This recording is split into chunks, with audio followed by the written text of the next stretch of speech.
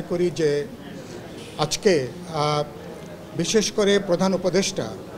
তিনি যে বক্তব্য তিনি দিয়েছেন, তিনি ঐক্যমত কমিশনকে ধন্যবাদ দিয়েছেন। রাজনৈতিক দলগুলো আমরা যে জাতীয় ঐক্যমত তৈরি করবার জন্য একটা জুলাই সমঝোতা সনদ তৈরি করবার জন্য, স্বাক্ষর করবার জন্য বাংলাদেশ যেটা অসাধারণ নজির তৈরি করেছে, যে এত রাজনৈতিক ভিন্নতার মধ্যে, মতপার্থক্যের মধ্যে একটা দীর্ঘ প্রক্রিয়া অনুসরণ করে একটা অসাধারণ সৌহার্দ্য, ভ্রাতৃত্ব, একটা বন্ধুত্বের পরিবেশে যেভাবে আমরা আলাপ আলোচনা করেছি এবং ইতিমধ্যে জুলাই সনদের আপনারা জানেন চূড়ান্ত খসড়া ইতিমধ্যেই তৈরি হয়েছে আর 84টা প্রশ্নে, একই সাথে সনদের সাথে অঙ্গীকারনামা, যেটাকে 8টা পয়েন্টে ছিল, এখন 7টা অঙ্গীকারনামা এর সাথে যুক্ত হয়েছে। রাজনৈতিক দলগুলোর কাছে তারা নাম চেয়েছেন, প্রত্যেক দল থেকে 2 জন করে তারা নাম চেয়েছেন, মানে অধিকাংশ দল ইতিমধ্যে তারা নামও যুক্ত করেছেন। আমরা আশা করি আগামী কদিনের মধ্যে জুলাই যে সমঝোতা সনদ অঙ্গীকারনামা সহ রাজনৈতিক দলগুলো তারা সেখানে স্বাক্ষর করবেন। প্রধান উপদেষ্টা তিনি এ ব্যাপারে তিনি খুব তার উচ্ছ্বাস ব্যক্ত করেছেন, তিনি তার ধন্যবাদ তিনি দিয়েছেন এবং তিনি আশাবাদ ব্যক্ত করেছেন যে এই জুলাই সনদ এটা বাংলাদেশের গণতান্ত্রিক অভিযাত্রার ক্ষেত্রে একটা মাইল ফলক হিসাবে এটা কাজ করবে। একই সাথে তিনি আবারও এই সনদ যাতে সত্যি সত্যি যাতে কার্যকর হয়, বাস্তবায়িত হয়, রাজনৈতিক দলগুলোর কাছে তিনি সে আবেদন তিনি জানিয়েছেন এবং তিনি বারবার করে এবং বিচার এবং এই সংস্কারের প্রক্রিয়াতে তিনি আগামী মধ্য ফেব্রুয়ারিতে জাতীয় নির্বাচনের যে ঘোষণা তিনি ইতিমধ্যে দিয়েছেন, নির্বাচন কমিশনকে তিনি ব্যাপারে নির্দেশনা দিয়েছেন। তিনি আজকেও একাধিকবার তিনি আগামী বছরের মধ্য ফেব্রুয়ারির মধ্যে জাতীয় নির্বাচনের ব্যাপারে তার সরকারের যে অঙ্গীকার, তাদের যে কমিটমেন্ট, তাদের যে দৃঢ় অবস্থান, সেটা আজকে তিনি আবারও বারবার করে ব্যক্ত করেছেন এবং এ ব্যাপারে তিনি রাজনৈতিক দলগুলোর পরিপূর্ণ সহযোগিতা আর তাদের আন্তরিকতা, তাদের একটা যৌথ উদ্যোগ তিনি প্রত্যাশা করেছেন। তিনি আবারও বলেছেন যাতে এটা আমাদের ইতিহাসের একটা উৎসব মুখর পরিবেশে যাতে এই জাতীয় নির্বাচন অনুষ্ঠিত হতে পারে। একই সাথে আমরা আজকে বাস্তবায়নের ব্যাপারে আপনারা জানেন যে প্রধানত আমরা এখন আলোচনাটা করছি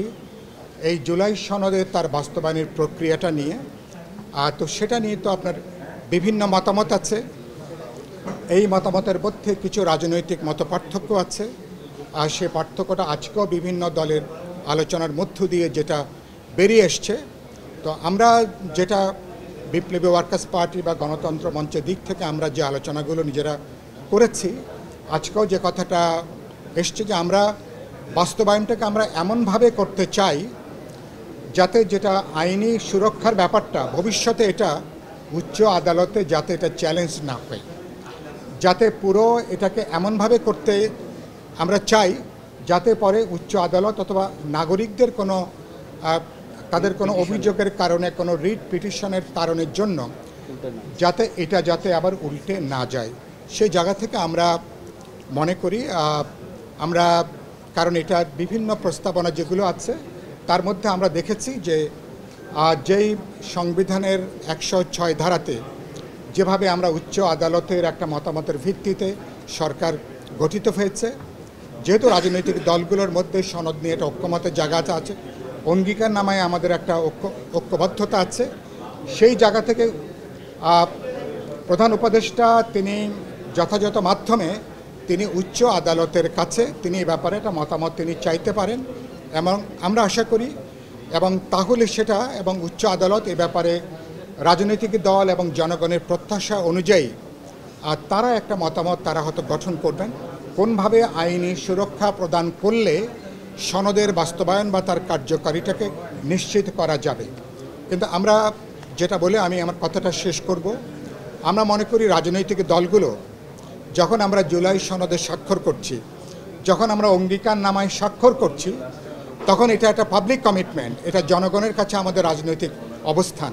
এবং এই অবস্থানটা হঠাৎ করে এটা আসেনি, কোনো চাপের মুখে এটা আসেনি, কারণ দলগুলো দীর্ঘ আলাপ আলোচনা করে এরকম পুরনো ফ্যাসিবাদী ব্যবস্থা যাতে আর ফিরে না আসতে পারে তার একটা সাংবিধানিক গ্যারান্টি ক্লজ হিসাবে রাষ্ট্র সরকার সংবিধান যাতে গণতান্ত্রিকভাবে চলতে পারে,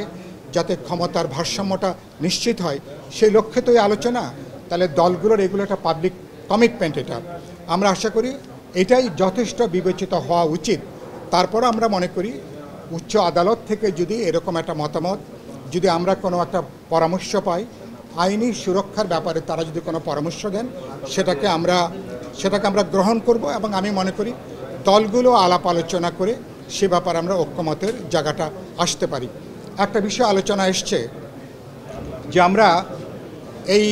সনদের বাস্তবায়নটা নিয়ে আমাদের কোনো মতপার্থক্যের কারণের জন্য এটাকে আমরা কারণ হিসাবে ধরে বা অজুহাত হিসাবে বিবেচনা করে ফেব্রুয়ারিতে আমাদের যে নির্বাচন,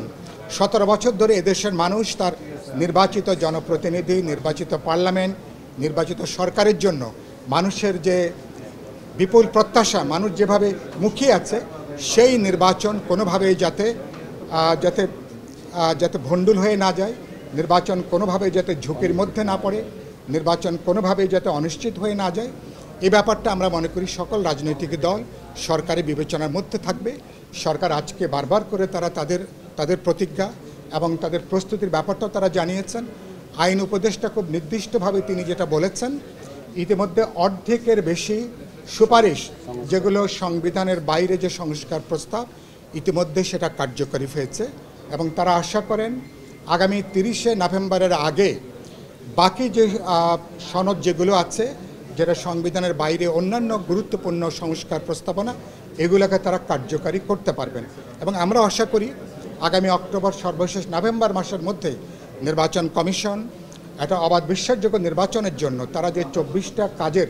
রোডম্যাপ তারা হাজির করেছেন, সেই কাজটাও তারা সম্পন্ন করতে পারবেন। কারণ আমরা মনে করি যে ফেব্রুয়ারি নির্বাচন কোনোভাবেই যদি এটা অনিশ্চিত হয়ে পড়ে, তাহলে আসলে অনেকখানি এই অন্তর্বর্তী সরকারের ভাগ্য কিন্তু অনেকখানি অনিশ্চিত হয়ে পড়ে। ফেব্রুয়ারি নির্বাচন অনিশ্চিত হয়ে পড়লে বাংলাদেশ অভ্যন্তরীণভাবে, আপনারা নিশ্চয়ই একমত হবেন, আমরা নানা দিক থেকে একটা নৈরাজ্যকর পরিস্থিতির মধ্যে আছি। এই পরিস্থিতি চলতে থাকলে তখন এই সামাজিক নৈরাজ্য খুব দ্রুত একটা রাজনৈতিক নৈরাজ্যের চেহারা নিয়ে ফেলতে পারে এবং ইতিমধ্যে আমাদের দেশের ভেতরে আঞ্চলিকভাবে এমনকি আন্তর্জাতিকভাবেও বাংলাদেশ গভীর একটা নিরাপত্তা ঝুঁকির মধ্যে আছে। ফলে সেই জন্য এই প্রশ্নগুলোকে সমাধান করবার জন্য একটা নির্বাচিত জাতীয় পার্লামেন্ট, নির্বাচিত সরকারের আসলে কোনো বিকল্প নাই। সেই জায়গা থেকে আমরা আলাপ আলোচনা করেছি। সমস্ত রাজনৈতিক দল সাধারণভাবে সবার ঐক্যমত আছে, আমরা সবাই ফেব্রুয়ারিতে নির্বাচনটা করতে চাই। আমরা আমাদের বোঝাপড়ার মধ্য দিয়ে শেষ বাক্যটা বলি, দলগুলোর মধ্যে যেটুকু ভিন্নতা আছে, যেটুকু মতপার্থক্য আছে, আগামী দুদিনও আমরা সময় নিয়েছি। সুতরাং এই দুদিনে আলাপ আলোচনা হবে। রাজনৈতিক দলগুলো অনানুষ্ঠানিকভাবে আলাপ আলোচনা করে নিজেদের মধ্যে একটা বোঝাপড়া তারা তৈরি করবেন এবং আমরা করি যেটুকু ভিন্নতা আছে সেটাকে কাটিটা ঐক্যমতের ভিত্তিতে আমরা সংস্কারের প্রক্রিয়ায় আমরা ফেব্রুয়ারিতে আমরা জাতীয় নির্বাচনের মধ্য দিয়ে বাংলাদেশ একটা গণতান্ত্রিক অভিযাত্রার পথে বাংলাদেশ হাঁটতে পারবে। আপনাদেরকে ধন্যবাদ।